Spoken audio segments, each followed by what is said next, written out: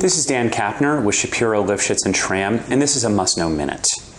An effective disputes provision in a construction contract should not only set forth a mechanism for the parties to resolve disputes, but should also set forth a mechanism that will facilitate the resolution of disputes without the parties having to resort to litigation or arbitration, which are expensive, time-consuming, and risky. To do this, we recommend a three-tiered approach. First, the contract would require the parties to engage in an executive-level conference. This would be a meeting or preferably series of meetings among business executives with settlement authority. The contract would provide that such meetings are for settlement purposes only, and therefore any information exchanged or offers made would be inadmissible in a future legal proceeding unless there's an independent evidentiary basis thereof.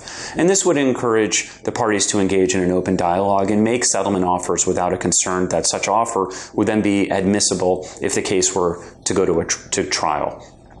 If an executive-level conference is unsuccessful, we recommend mediation as a condition precedent to litigation.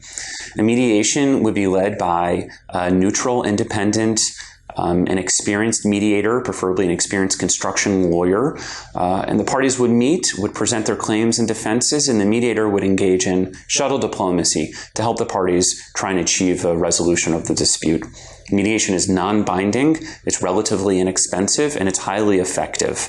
And any offers made would also be inadmissible in a future legal proceeding. And only if mediation is unsuccessful, then we would recommend that the parties engage in litigation. In litigation, there are established rules of procedure and evidence. Judges are able to call balls and strikes based on those established rules. Parties are able to obtain discovery and therefore obtain and review those core project records and emails that relate to the issues in dispute.